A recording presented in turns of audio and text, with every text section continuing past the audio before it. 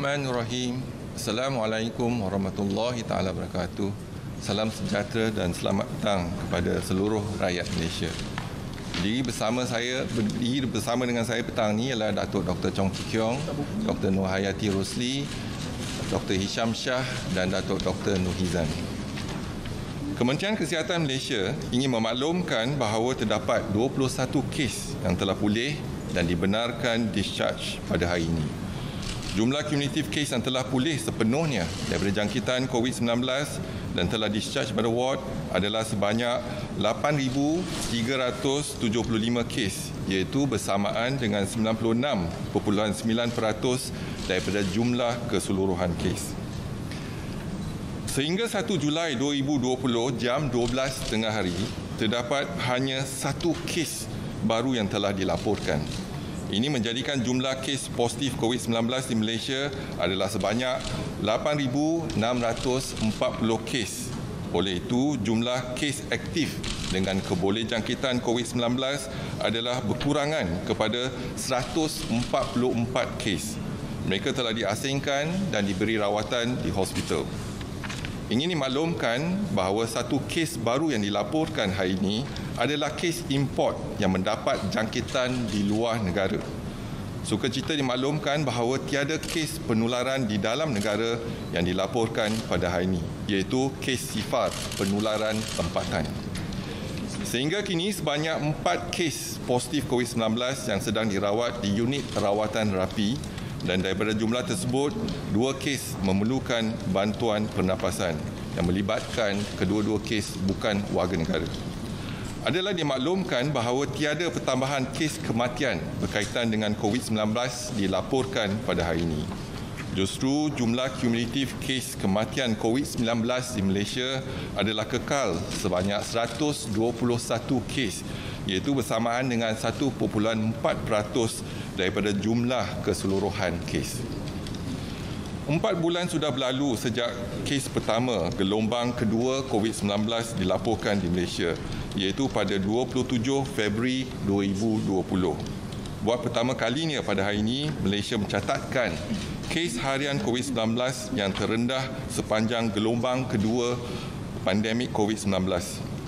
Lebih penting lagi, tiada kes COVID-19 yang dilaporkan mendapat jangkitan dari dalam negara, sama ada di kalangan warga negara Malaysia ataupun bukan warga negara. Malahan kes harian COVID-19 di kalangan rakyat Malaysia, iaitu yang mendapat jangkitan di dalam negara, didapati sejajar dengan unjuran kes harian dalam pemodelan dan ramalan pada 21 Mei 2020 oleh Institut Kesihatan Negara Kementerian Kesihatan Malaysia. Kes baru yang dilaporkan hari ini pula adalah hanya 1 kes, iaitu kes import yang mendapat jangkitan di luar negara. Kementerian Kesihatan ingin mengucapkan syabas kepada semua pihak, terutamanya masyarakat Malaysia di atas pencapaian ini.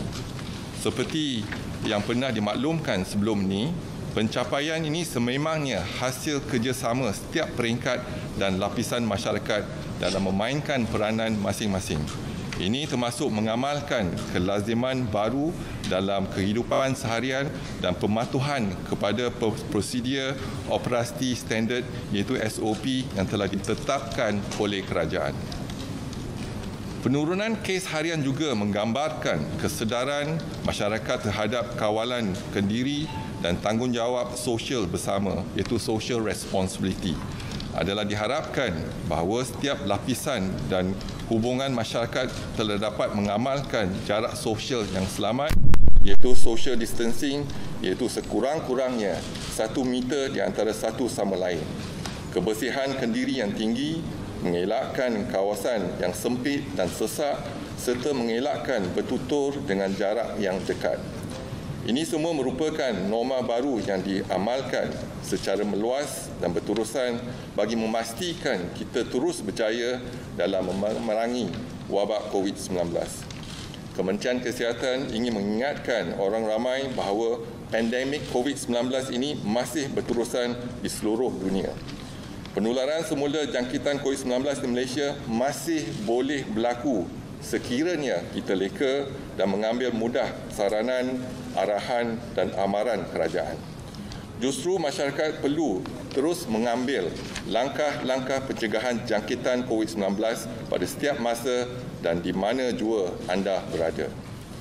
Ibu bapa dan penjaga juga diseru supaya terus mendidik anak masing-masing tentang amalan dan kelaziman baru ini.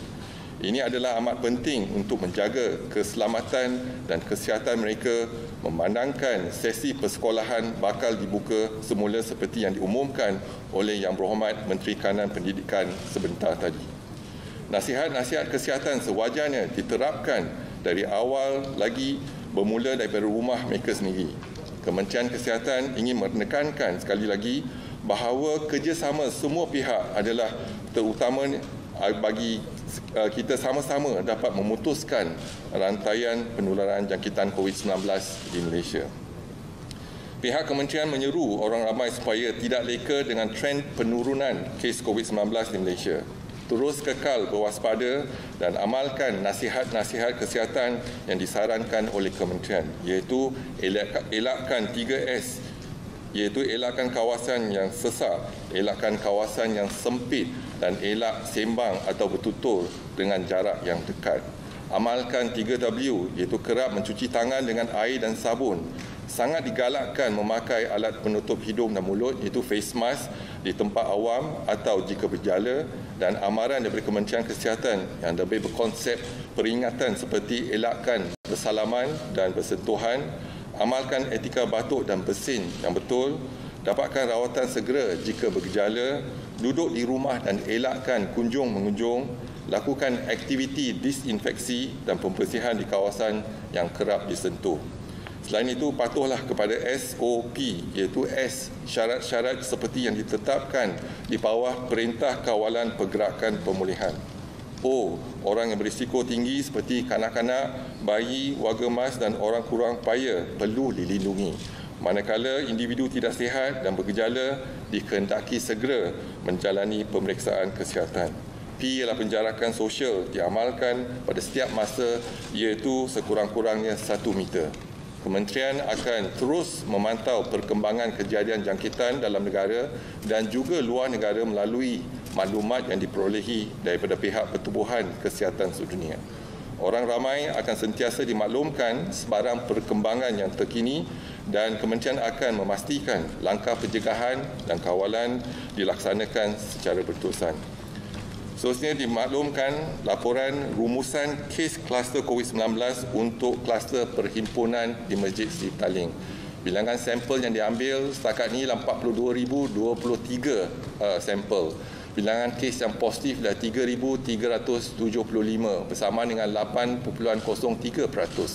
Kes yang masih aktif telah berkurangan hanya 5 kes sahaja. Kes yang sembuh ialah 3,336 kes dan kes kematian kekal 34. Dan pada kluster perhimpunan di Masjid Sri Petaling telah melibatkan 5 generasi dan pada hari ini tiada pertambahan kes. Seterusnya dimaklumkan laporan saringan COVID-19 di 453 sekolah tahfiz dan madrasah sehingga 1 Julai 2020. Jumlah pelajar, guru dan kaki tangan yang telah dikenal pasti ialah 24,298 individu.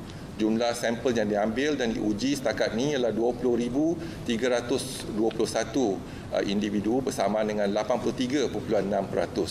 Jumlah kes yang positif kekal 733 kes, iaitu bersama dengan 3.6%, dan mereka yang bergejala kekal 98 kes, iaitu 13.4%. Mereka yang positif dan tidak bergejala kekal 635 kes, iaitu bersama dengan 86.6%. Seterusnya dimaklumkan laporan saringan COVID-19 di 450 pasar di seluruh negara sehingga 1 Julai 2020. Jumlah peniaga, pekerja, pemandu dan lain-lain yang dikenal pasti adalah 45,187 individu.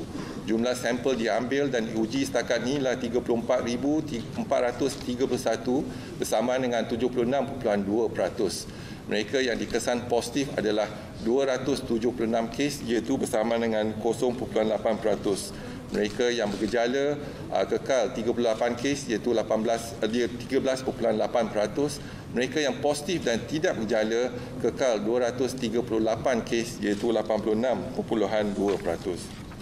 Dimaklumkan saringan COVID-19 di 425 pusat jagaan warga emas di seluruh negara sehingga 1 Julai 2020. Jumlah penghuni, penjaga dan kaki tangan yang telah dikenal pasti adalah 18,212 individu. Jumlah sampel yang diambil dan diuji adalah 16,361 bersama dengan 89.8%. Jumlah kes yang dikesan positif adalah 30 kes bersama dengan 0.2%.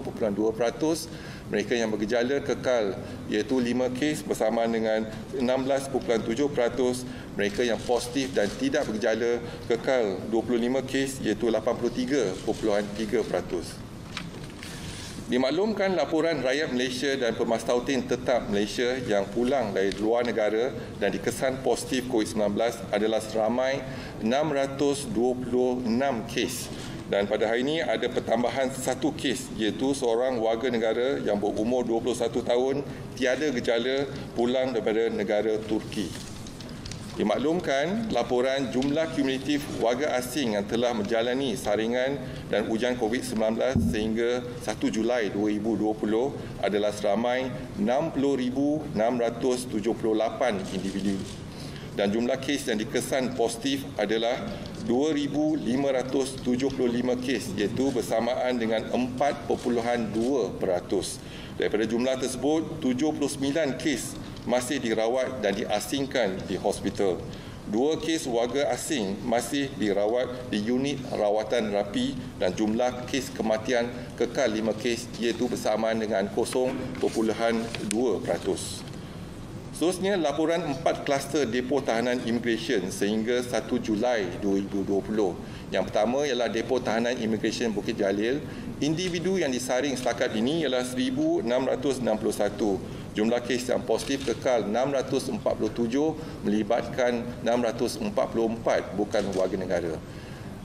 Yang kedua ialah kluster depo tahanan imigresen Semenyih iaitu individu yang disaring setakat ini ialah 1,785. Jumlah kes yang positif kekal 66 dan melibatkan 65 bukan warga negara.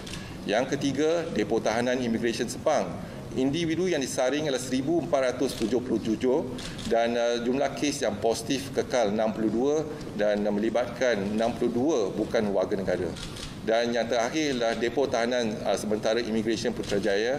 Kluster ini telah pun tamat pada 26 Jun 2020 iaitu melibatkan 101 individu yang disaring dan 2 kes bukan warga negara dikesan positif. Dimaklumkan pada hari laporan kluster COVID-19 yang aktif di Malaysia sehingga 1 Julai 2020 dan pada hari ini tiada pertambahan kes pada semua 17 kluster yang masih aktif dipantau. Seterusnya dimaklumkan kapasiti harian 55 makmal COVID-19 yang melaksanakan ujian RT-PCR sehingga 30 Jun 2020. Dan kapasiti maksima adalah 36,812 dan ujian seharian semalam adalah 7,333 iaitu bersamaan dengan 20%. Dan data daripada makmal swasta untuk kes-kes yang dikesan negatif masih tidak lengkap. Dimaklumkan laporan jumlah kumulatif saringan dan ujian COVID-19 untuk pesakit sebelum menjalani pembedahan di Hospital Kementerian Kesihatan Malaysia seluruh negara iaitu pre-op testing adalah seramai 49,187 pesakit dan jumlah kumulatif kes yang dikesan positif adalah 21 pesakit iaitu bersamaan dengan 0.1%. Juga dimaklumkan laporan jumlah kumulatif saringan dan ujian rapid test kit antigen yang dijalankan setakat ini adalah sebanyak 44,093 ujian dan didapati 442 ujian dikesan positif iaitu bersamaan dengan 0.3%. Dan pada keseluruhannya hari ini adalah hari yang bersejarah kerana kita telah berjaya mendapatkan jumlah kes sifar untuk penularan tempatan. Namun begitu, kita ada satu kes import iaitu rakyat Malaysia berumur 21 tahun yang telah dikesan positif pulang pada luar negara iaitu negara Turki dan didapati beliau tidak bergejala dan telah dimasukkan ke hospital. Dan saya buka kepada sebarang soalan dan pertanyaan. Silakan. Good evening, Datuk. Firstly, congratulations on one new case and 0 local transmission. Since today we've announced that schools will be reopened and a lot of other sectors have been reopened, is there a possibility that RMCO will be opened earlier, or will we continue until August 31st? Thank you. Thank you very much for the question. And today, indeed, we have 0 cases for local transmission. But nonetheless, we have one case, imported case from Turkey. School, I think what we are doing now is that we intend to open up all sectors, especially the education sector. But announcement has been made. But what is more important is for us in the Ministry of Health to continue to have our monitoring in our school and also to do the surveillance cases. And if there is any outbreak, and we will do what we did before in the past, that is actually to close down the facilities as well as to take action in terms of to do the screening. Likewise, we are doing it for SEMCO, Semi-Enhanced MCO. So this is some of the issues that we have in the past, but then we have looked into all avenues and how to improve and increase our capacities and in terms of detection. So our intention in RMCO is to open up all sectors and to monitor closely in terms of the local transmission. Today is a good start that we have 0 local transmission. But what is more important for us is to maintain and sustain a 0 transmission for next 28 days. So if we can do that, I'm sure we can. But if we can do that together with the public and everyone adhere to our SOP, I'm sure we can achieve the 0 cases for the next 28 days. Assalamualaikum, Farhan daripada Bernama. Datuk, hari ini Datuk Ismail Sabri ada mendedahkan polis di arah buru kira-kira 1,400 individu yang menjalani perintah kuarantin di rumah tapi gagal melakukan ujian saringan COVID yang kedua. Ini satu jumlah yang besar, Datuk.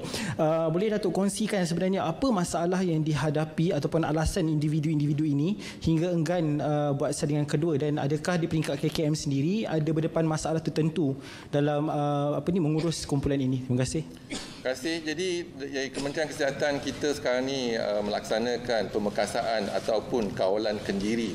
Jadi kita telah kenal pasti individu tersebut, kita ada alamat dan sebagainya, dan kita telah melaksanakan kuarantin di rumah, iaitu kita telah melaksanakan swab hari pertama dan hari ke-13 sepatutnya mereka akan menjalankan swab dan hari ke-14 datang ke klinik. Tetapi mereka tidak hadir ke klinik. Jadi sekarang ni kita akan melaksanakan iaitu pengesanan kenapa mereka tak hadir dan sebagainya. Jadi ini adalah salah satu cara Kementerian Kesihatan memberikan iaitu pemekasaan komuniti ataupun individu untuk mereka mengambil disiplin diri sendiri untuk melaksanakan ujian tersebut ke hari ke-13 untuk tampil ke klinik kesihatan ataupun ke klinik swasta.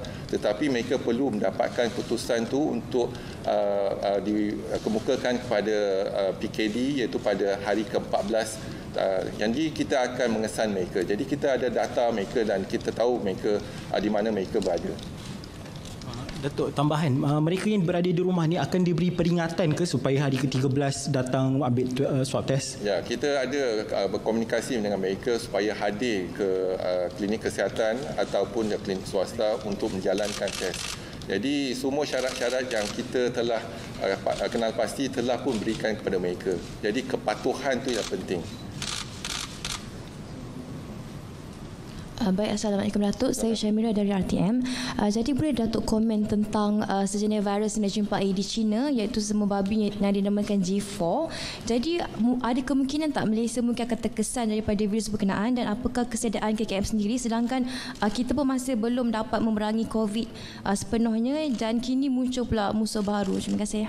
Terima kasih. Jadi Jabatan Perkhidmatan Veterina akan mengeluarkan satu kenyataan mengenai swine flu. Tetapi apa yang pasti, kalau kita mengamalkan langkah-langkah pencegahan dan juga menjaga kebersihan diri dan sekarang ini mengamalkan SOP yang telah ditetapkan, kita boleh memutuskan jangkitan penyakit berjangkit. Jadi kalau kita lihat sekarang ni, setakat ni, bukan walaupun tindakan kita ialah untuk COVID-19, tetapi penyakit berjangkit contohnya yang menular secara sentuhan dan sebagainya, contohnya kita lihat iaitu penyakit campak, penyakit kuku dan mulut, penyakit chickenpox dan sebagainya telah berkurangan lebih 60%. Iaitu melalui tindakan SOP kita, iaitu penjarakan sosial dan juga amalkan kebersihan, kita dapat kurangkan jangkitan. Iaitu kalau kita melihat kembali dengan tindakan kita setakat ini, iaitu kita mengkuat ataupun mempertingkatkan kawalan sepadan dan juga mengamalkan langkah-langkah pencegahan, nescaya kita boleh putuskan rantaian jangkitan penyakit berjangkit termasuk H1N1 ataupun swine flu. Good evening, Dato'. Once again, congratulations. Three questions today, Dato'. So the first one is on remdesivir. So we now know the price of remdesivir. So I was wondering, will Malaysia be considering using a compulsory license, for example, since we do not qualify for the generic versions of it? Just wondering what the ministry is doing in this regard. Second question is about targeted testing. Yeah, it looks like we are doing less than our maximum capacity. So I was wondering if targeted testing is still going on as previously, or are we testing at the same rate as we were 2 months ago, for example? The last question is about the death at the Bukit Jalil Immigration Detention Center. Do we know the cause of death yet? Thank you. All right, thank you for the three questions. First, with regards to the remdesivir, at the moment we do not have enough patients to go on the trial. So we have been allocated 100 patients, and at the moment we only have 9 patients being included under the trial. So we hope that the requirement, we are still watching closely in terms of the efficacy and etc. of this remdesivir. But more importantly, if we need to do, we need to look at the situation, whether we need that medicine at the moment or not. So if our cases is down, so then perhaps we have other options as well. Second is regards to the targeted group. So we are doing targeted testing, and our targeted testing based on locality. For example, if a locality is positive, a few cases there will come in and lock down the area, or we close down. For example, if there is actually an area that is actually a concern for Ministry of Health, we'll do the SEMCO or even enhance MCO.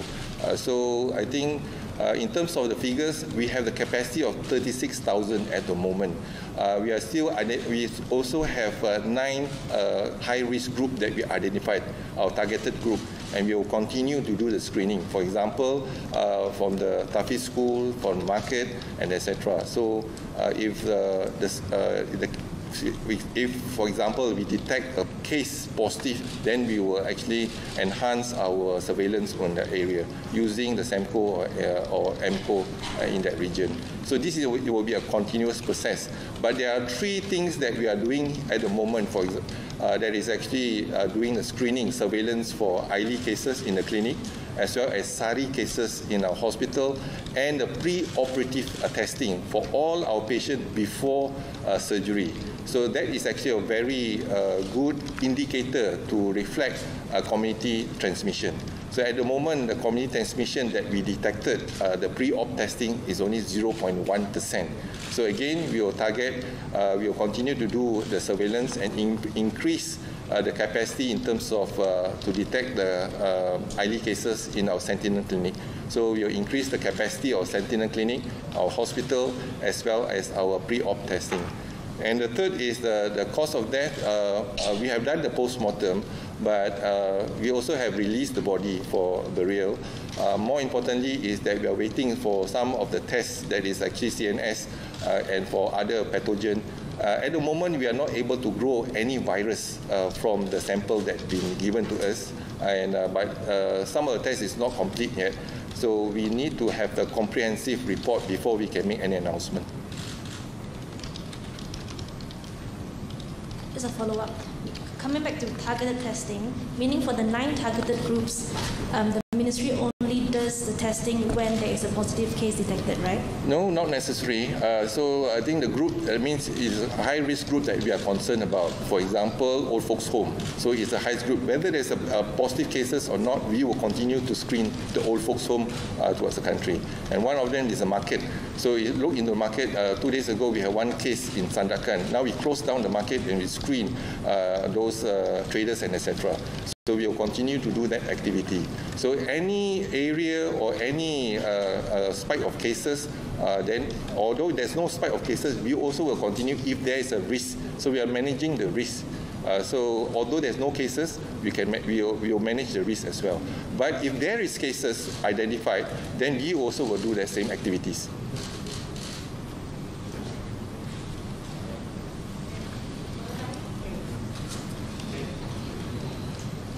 Okey, terima kasih. Jadi sekali lagi saya ingin ucapkan terima kasih kepada semua yang hadir dan juga saya juga ingin mengucapkan terima kasih kepada rakyat Malaysia yang sama-sama membantu Kementerian Kesihatan menjayakan hari ini baru kita ada satu kes, iaitu hari yang bersejarah, iaitu satu kes dilaporkan.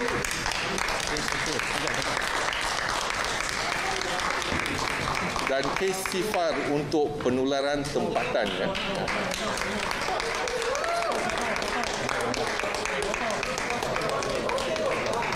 Foto jangan, endong kamera kat belakang. Foto dulu jadi video Itu naik sikit. Naik sikit Datuk. Atas. Okey. Thank you.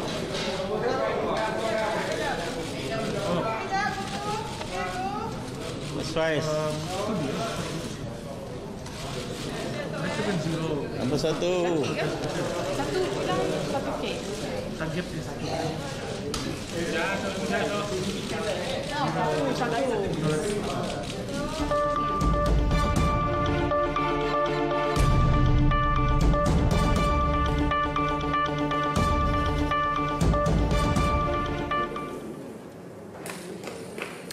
Bagi memberi laluan kepada rancangan seterusnya, siaran berita wilayah di TV1 berakhir di sini dan diteruskan di saluran berita RTM. Anda boleh ikuti kami di saluran My Freeview 123.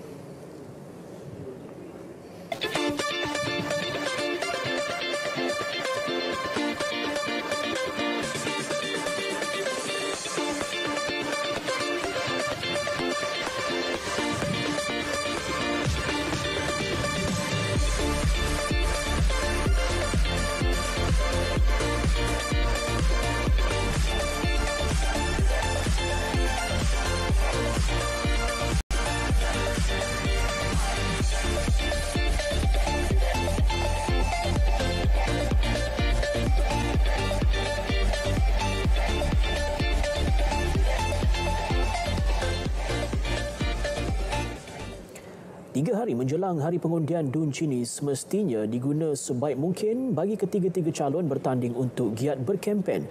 Bagi calon bebas Datuk Tengku Zainul Hisham Tengku Hussein, masa yang tinggal sebelum tempoh waktu berkempen tamat pada 11.59 malam 3 Julai nanti pastinya akan dimanfaat untuk mendapatkan kepercayaan masyarakat. Menurut beliau, 90% kawasan dalam DUN itu telah dikunjungi. Boleh dikatakan 90% lah yang kita telah jelajah, berkempen apa semua. Kerana masa tak cukup selama 14 hari itu. Tapi walau macam mana pun kita bertungkus lumus lah untuk pergi sehingga ke celuk-celuk. Beliau ditemui selepas bersarapan bersama penduduk kampung Cini Timur 2 Pekan.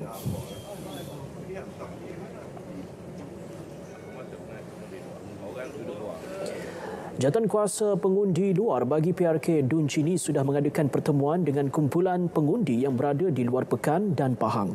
Calon Barisan Nasional BN Muhammad Syahrim Ahmad Zain berkata, pertemuan pertama bersama kumpulan pengundi luar di Kuantan telah berlangsung malam tadi. Manakala pertemuan bersama pengundi luar di Lembah Kelang dijadualkan pada malam ini di Ibu Negara.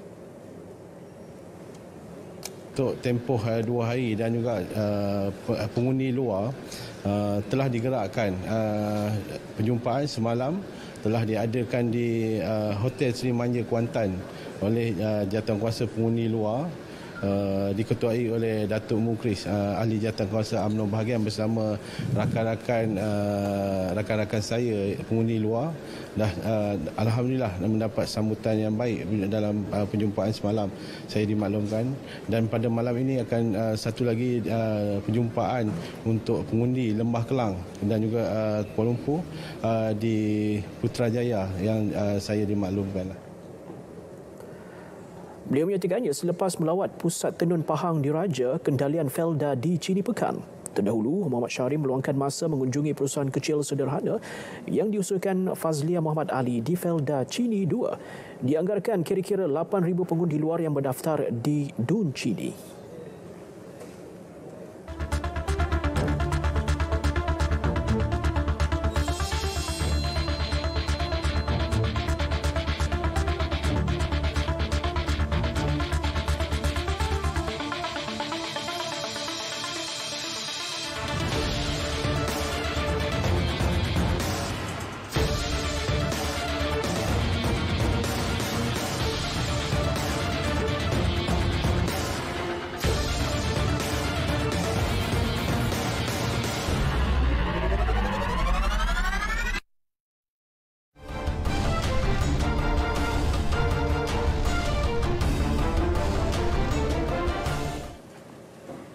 Perkembangan bola sepak Liga Super UiTM FC tidak berhasrat menggunakan khidmat pemain dari pasukan Liga M3 dan M4 untuk menguatkan pasukan utama mengharungi baki Liga tahun ini. Jurulatih The Lions, Frank Bernhard, yakin dengan kemampuan anak buahnya yang mampu memberi tentangan di setiap perlawanan. Jurulatih UiTM FC, Frank Bernhard, mengakui kesemua 27 pemain yang ada sudah faham dengan corak latihan dan perlawanan di bawah kendaliannya. Sekiranya mereka mengambil pemain baharu, beliau bimbang akan mengganggu corak latihan pemain sedia ada yang sudah 3 minggu menjalani latihan. Should be enough also for the last, it is only 7 matches when we restart, so for 7 matches this must be enough. And if we have the small problems, we have a lot of students still behind us from the under 21s and under 19, so I don't need any other players anymore. Tambah beliau, tahap kecergasan anak buahnya kini semakin baik dan kesefahaman dengan pemain import juga semakin serasi. Namun beliau tidak menolak mereka masih memerlukan modul latihan yang lebih kompetitif sebagai persediaan rapi sebelum Liga kembali September ini. Beliau berkata demikian kepada RTM selepas sesi latihan di Padang Sintetik UiTM Shah Alam. Pemain profesional e-sukan negara Luqman Haziq Hajiman menjangkakan kejohanan e-Liga Bola Sepak Malaysia EMFL bakal memberi cabaran yang tersendiri apabila kali pertama beraksi mengikut format Liga Tempatan. Luqman yang juga juara kejohanan e-Piala Malaysia 2019 tidak menganggap dirinya berasa selesa kerana perlu bersaing dengan 11 pemain lain dan perlu mengutip mata daripada 22 perlawanan. Tambah Luqman, saingan kali ini bukan sahaja hadir daripada pencabar-pencabar lain tetapi format dalam kejohanan ini yang menggunakan kaedah seperti Liga Tempatan bakal memberi satu kelainan dan cabaran berbeza kepada dirinya yang belum pernah beraksi dalam saingan menggunakan format seperti itu. Tambahan pula, pemain yang pernah mencipta sejarah menjadi pemain negara pertama layak ke Piala Kejohanan FIFA Ultimate Team FUT 2019 ini bakal menggalas tugas besar apabila diundi mewakili pasukan Johor Darul Takzim JDT. Dapat tanggungjawab besar ni orang kata, sebab JDT kan terkenal sebagai tim terbaik di Malaysia buat masa sekarang. Dan saya pun mak saya seorang orang Johor, so saya rasa sangat gembira dapat mewakili Johor, dan saya berharap saya akan dapat balas balik kepercayaan fans-fans Johor, pasukan Johor, agar saya dapat memberikan sebaik-terbaik dengan experience dan juga skill yang saya ada, yang saya dah asas selama ni. Saya yakin saya masih boleh beri yang terbaik, dan memang saya punya aim adalah tak lain tak bukan ialah untuk menang. Semalam telah berlangsung Majlis Undian Kejohanan EMFL bagi menentukan pasukan CIMB Liga Super yang manakah akan mereka wakili bagi menghadapi perlawanan yang akan bermula hari ini. Untuk kejohanan sulung ini, EMFL akan ditaja oleh TM sebagai rakan strategik, BenQ sebagai penaja rasmi monitor dan disokong oleh Esports Kuala Lumpur ESKL. Baik Miza, bila anda kali terakhir ke Melaka? Melaka rasanya hampir 2 tahun dah saya tak ke sana ni, Win. Kalau saya pun, kalau anda hampir 2 tahun, saya mungkin hampir 5 tahun tak ke Melaka. Sebab kerana apa saja, kalau kita sebut saja Melaka ni, selain bangunan serta khazanah tinggalan sejarah, menelusuri Sungai Melaka dengan menaiki bot sambil menyaksikan keindahan di sepanjang Sungai Melaka itu sendiri pastinya meninggalkan banyak kenangan. Betul, Radwan. Ini pastinya mengenai Sungai Melaka yang tular sebelum ini, bahkan merancakkan sektor pelancongan yang sekarang ini makin ramai masyarakat melawat di Melaka, ya, Radwan? Ya, apatah lagi dalam tempoh PKPP ini. Dan kita ikuti laporan wartawan Noor Hisham untuk meninjau aktiviti pelancongan air di Sungai Melaka. Kita saksikan.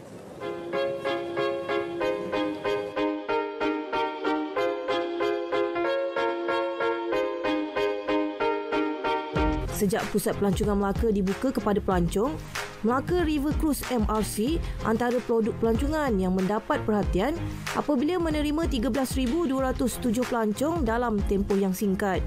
Ketua Pegawai Eksekutif Perbadanan Pembangunan Sungai dan Pantai Melaka PPSPM, Khairunisa Ibnu Masauda berkata, peningkatan terus ditunjukkan sejak minggu lalu sekaligus menunjukkan keyakinan pelancong untuk mengikuti aktiviti menyelusuri Sungai Melaka dengan menaiki bot.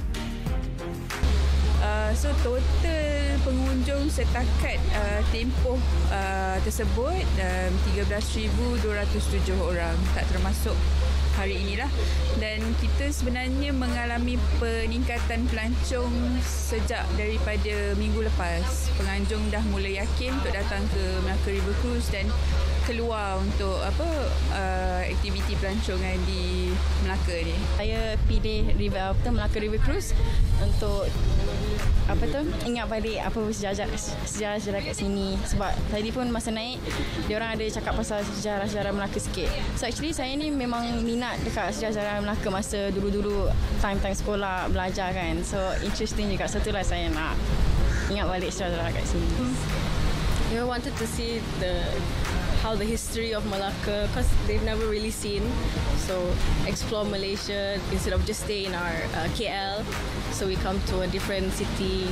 Naik bot river ni macam tu lah. Diorang suka nak keluarkan pada diorang sibukkan kat bandar kan. So datang sini untuk relax. Pasal rumah lama tradisional Melaka tu sebab diorang tak pernah tengok kan. Bila tengok tu diorang suka lah. Lepas tu suka naik bot, tengok suasana tepi-tepi dia tu lain lah. Pelancongan air. Sungai kini sudah menjadi antara kawasan talian pelancong utama negara. Bukan sahaja tarikan kepada pelancong asing, tetapi juga pelancong tempatan. Program seperti Pesta Air dan keindahan sungai serta sejarah sungai juga mampu mendekatkan masyarakat kepada sumber sungai sekaligus melonjakkan sektor ekonomi negara. Marilah kita melawat Melaka. Laporan Noor Hisham untuk Berita RTM.